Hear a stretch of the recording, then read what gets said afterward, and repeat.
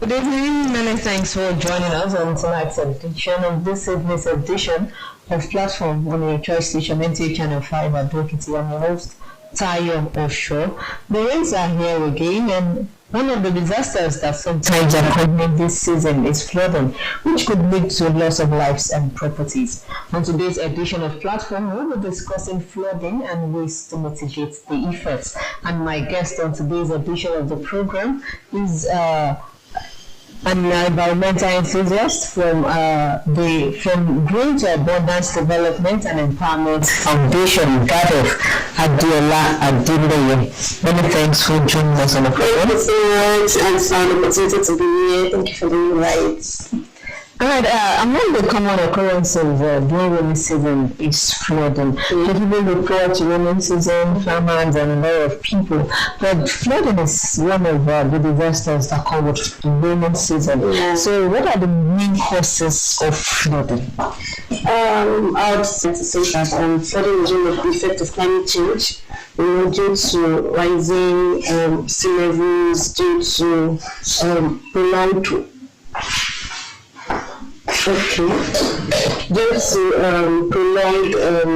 Due to prolonged rainfalls and prolonged rainfalls, So one thing that causes flooding is that drainage, blockage of drainage. When a lot of people in the community are beginning to when a lot of people in the community are going to pour their waste into the drains, especially marketing, you will see them pouring their waste into the drains. When they throw it for them, and it begins to block, places, all those water ways, it's going to block places. Those water are supposed to go directly into streams and all that. There's blockage, and then when there's no free flow of water, the water begins to accumulate at a point, and then begin to discover that there's flooding within that area. And another thing that, apart from this, another thing is poor drainage infrastructural system. There are places that should have drainage system in that community that we don't have, drainage in that community. Those are a few of the causes, of flooding. And one way that we can mitigate this effect, like I said, is through community sensitization. We need to teach the community to understand the effects of waste, improper waste management. When we begin to pour your waste into the gutters, when you begin to pile up your waste, along the road and all that, and then those wastes are beginning to form kind of blockage in those drains, like they're supposed to be free for water. Yeah, so. Talking about climate change, what do you mean climate change? What are the things that we can point to that makes us that make you say it is as a result of climate change? Okay, so when we talk about climate change, climate change is more like a change in the climatic condition of a particular place, probably over 10 years or 20 years. And so when you notice that we need to have rainy seasons, you see that rainy season has not commented. So there are even some states that are still experiencing drought. When some states are already started experiencing rainy season, and then when we're supposed to begin to have peak rains, we are still having little rains within that areas. And those are the things that we can begin to see as indicators of climate change here in our community. So what do you think is responsible for this change in climate that we're experiencing? I would like to say that one of the things responsible is human factors. Our activities as human towards the environment, towards the planet, is one of the things that have actually caused the climate change to the environment. Like one of it is poor waste management. Another thing is deforestation. There's a lot of things that trees does to the environment. Erosion of the environment, And trees can also act as blockage, watershed protection, and all that. So when you begin to see people that are going to cut down trees that should still be existing, in fact, I feel I'm a very good advocate of going town planning, whereby you're going to have little trees even in urban settings, and this will help be like a kind of boundary planting for even urban settings. And so when there are no trees to help it to get this effect, you're going to cut down trees that shouldn't act as a suction system for the soil, and all that, to find out that we're going to have climate change. And there's another thing that I usually tell students is that when I go for school sensitization is that trees absorb carbon dioxide and breathe out oxygen. So even the CO2 that is beginning to emit from vehicles, from transportation, from industries, from urbanization, all those things are emitting what we call greenhouse gases. That's the methane, the carbon, and this thing goes into the atmosphere and gradually begins to experience what we call depletion of our ozone layers. And that's where global warming come in. And then when you begin to experience all this, what we begin to see is rising temperatures, rising sea levels. When especially those that are staying in the coastline areas, you begin to see them having high water flow in their sea levels and all that. So I would just try to say that one of the important impacts of climate change, or factors of climate change, is human factors. Yeah, we talking about human factors that contribute to climate change. And talking about flooding as well, there are also human factors that contribute to flooding. We've talked about dumping water, dropping refuse in the water channels. So what are other human factors that contribute to flooding? Apart from waste, we can also talk about deforestation as well. Trees act as a very strong system to help combat soil erosion and all that. So when there is high deforestation, just like the waters are just flowing, because it's actually not acting as an anchorage, or acting as a boundary planting, or acting as a watershed. When I talk about watershed protection, we're talking about having trees around water bodies. And so when there are no trees around the water bodies, those that are going to flow out. I hope you understand what I'm saying, down to other communities and all that. So those are also part of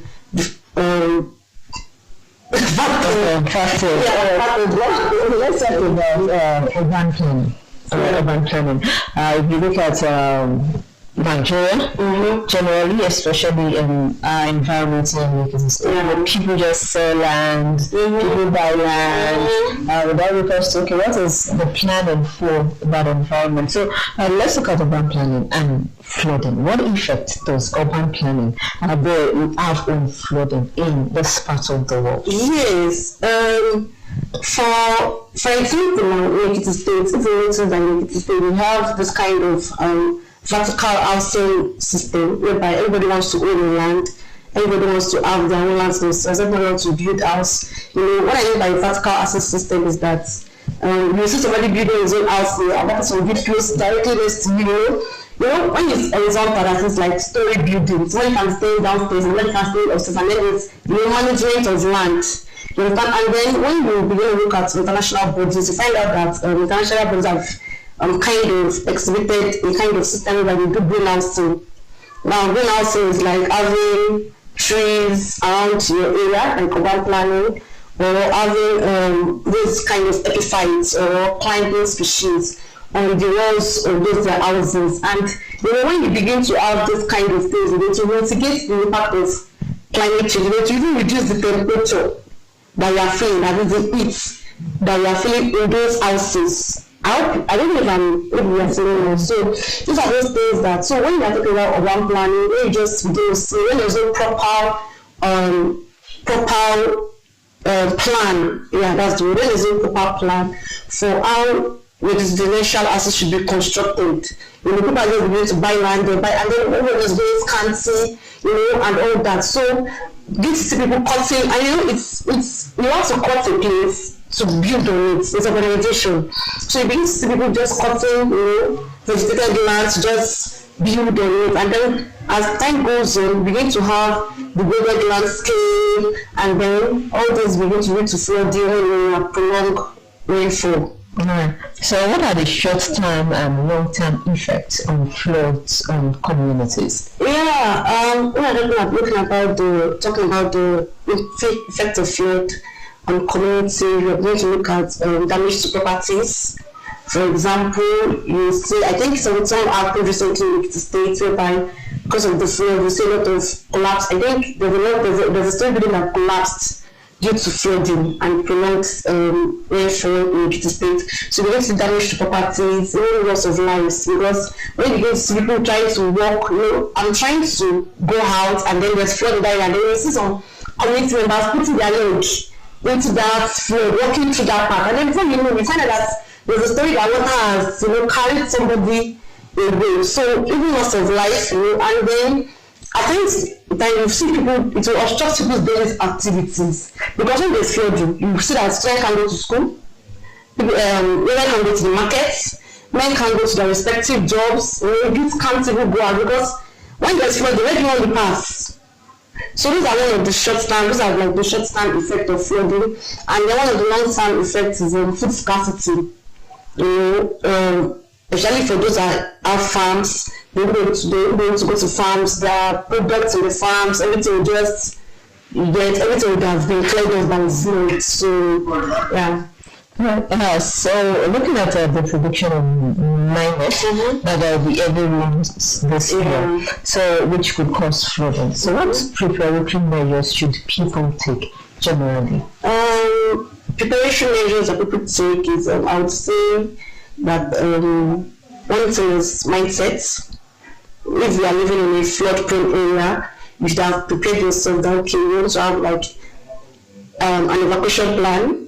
For example, you know where you are living as a person in a flood-prone area, and you know that when rain falls, that is going to be flooded. So it is important for you as somebody living in that community to actually have a plan B, that is an evacuation plan where you can move to in case of flooding, when flooding happens. And then another thing is to keep your property safe. There's a place in Lagos whereby when this flooding occurs, it goes into the houses, it carries their chairs, carries their documents, carries things like that. So another thing is to keep your properties, keep your properties safe. Then for another thing again is for proper community education. A lot of people that don't actually even know that these things actually occur, or when they occur, they don't even know what to do. So I think another thing to do is for us to do more community awareness and community sensitization to allow people to actually know that these are the steps they can take if in case of flooding and all that. And that is also have emergency medical responses for those that are actually undergoing damages to flood, probably got injured because of flooding and all that. When there's an emergency medical response available, first aid kit and all that, so quickly attend to such individuals that got injured due to flooding activity. Yeah. When we've talked about individuals, let's now look at government at various levels. Talking from the local government level to the state government level and the federal government. So what measures should they take now that there's a prediction that there might be heavy rain which could cause flooding? So what predictions should government at all levels take to make sure that the people are safe and there are no loss of life? Yes. For the government part, I would like to say that now that climate predictions is out, the thing is for government to start doing what we call unclogging of drainage pathways. That is, this open up the drainage and begin to create a kind of free flow from water. They want to pack up the dirt, the waste in those so that they can be easy, free flow of water. And for areas that are prone to flooding but do not have drainage, they should kind of create like a drainage system for those areas that are prone to flooding and don't have drainage. And community awareness, community sensitization. I feel for me, I'm a strong advocate of community awareness, community sensitization, grassroots involvement. Let the grassroots people know, let the community as a whole know, the market women, the farmers, let them know that this is my next prediction. This is what is going to happen. This is what we are foresaw. This is what we are foreseeing. Yeah. So let's be okay. So now that we've foreseen that when rainfall, we have long rainfall, and then there'll be flooding in this your community. So these are what we want you to do as a community. Avoid pouring dirt into the waterlogged so that you know that you don't have flooding within your areas, and this is what can lead to another. And when the community begin to understand that this is what they need to do, they have this mindset in them, they themselves begin to tell other people. Then another thing is policies, you know, implementation of policies as well, and making people know that this thing is a prohibition act. You are not supposed to do this. It is actually very, very wrong of you to do this. There is punishment, a penalty for whosoever is embarking on this, you know, wrongdoings, pouring wasting. Because I feel that the community feel like they can get away with it. So you will see them pouring, just saying, oh yeah, that's it.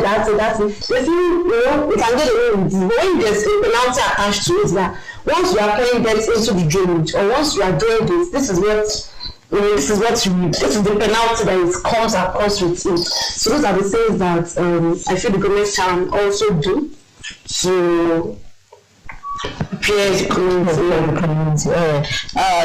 Talking about policies of government, there's a government policy preventing people, the law against dumping refuse in the waterways and building structures along the waterways.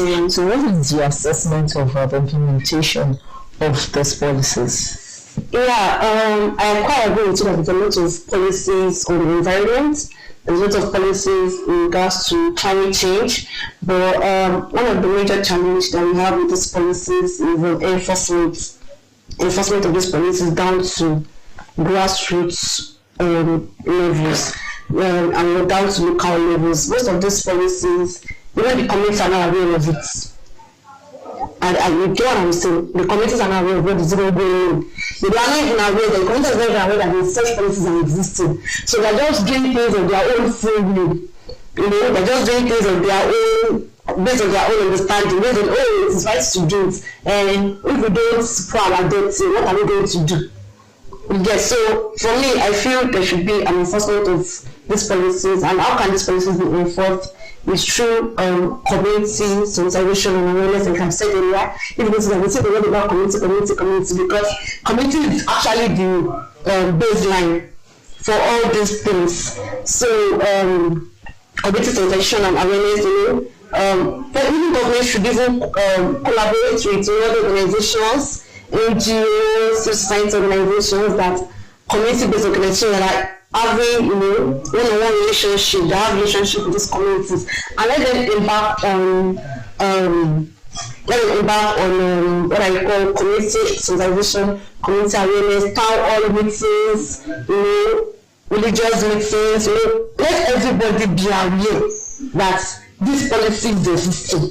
Let everybody know that this is the policy, and then let there be a penalty for this policy, for violating the law, for violating this policy. So when everybody is in the know, nobody can come and say, I was not agree, because of course there will be a lot of sensitization, a lot of awareness, a lot of campaigns, in regards to this. So that's what I just say about. Talk about earlier. You talked about when there's flooding, you see people walking inside the flood and all that. I'm going to look at your advice to people when it's flooding. What should they do when there's flood? What should they do to keep themselves safe? So I would advise the community that when there is flood in your area, the first thing first is to try to evacuate that area, so that you don't tend to lose life, and life is very, very important. You know, when there is life, there is hope. So you don't lose your life and lose your loved ones in that flooding activity. So first thing is to evacuate, find a safe place to be.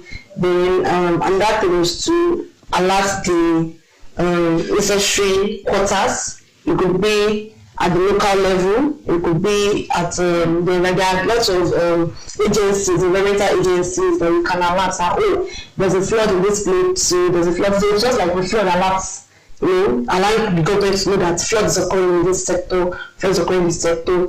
And then another thing I would say is that after the flood, there can be kind of preventive measures that could take place, like planting trees as after the flooding occurrence has occurred. You can prepare the area where you are is flooded, in a flood prone area. So prepare. Sometimes it's also called flood preparedness. Prepare ahead of the flood. By doing what the right things are. Have a tree or two in your community, so that when it starts falling, the trees will be able to hold as anchorage. Have a clearway, water clearway. If you don't have in front of your house, all that. So even before flood goes on, so when flood comes or when rain comes, that you now start preparing for flood. You prepare ahead. So yeah, that's. Talk about waste earlier, and I realized that it's like the waste are more reduced and you see them everywhere. And a lot of people have been talking about waste to wealth. I don't think Nigeria can actually key into this area as well, so that we can reduce the waste in the environment. I would like to say first of all that actually Nigeria has keyed into the waste to wealth activity. But then there's still a lot of sensitization to be done down to the community for them to understand that actually waste can be converted into wealth.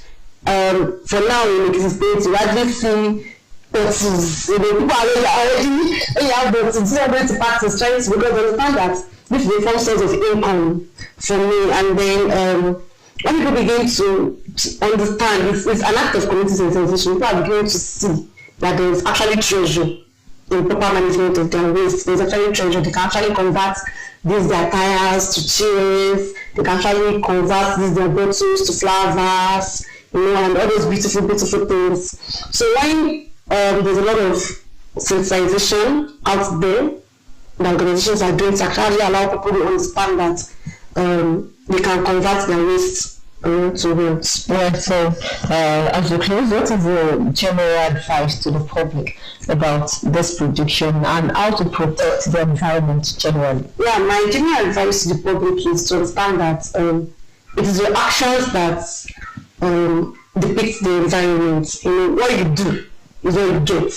So it is whatever you throw into the environment, and the environment will give back to you. So it is very important for us to actually take sustainable steps and sustainable actions in protecting our environment. Plant trees, do proper waste management, have cleared drainage system, talk to, educate somebody as an environmental advocate, be an environmental advocate, and just do sustainable actions to the environment. Make sure that your actions is sustainable.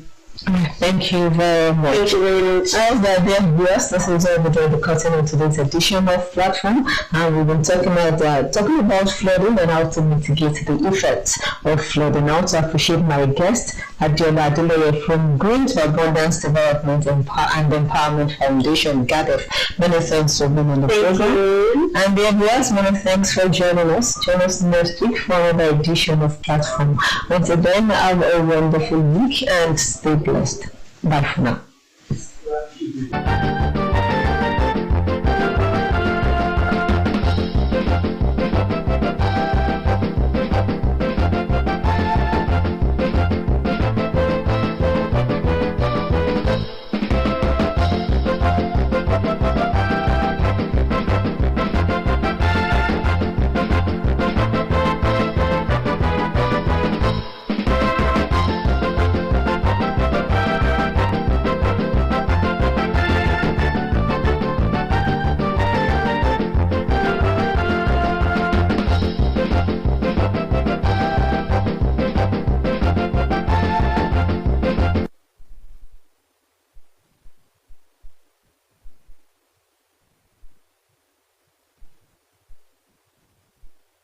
And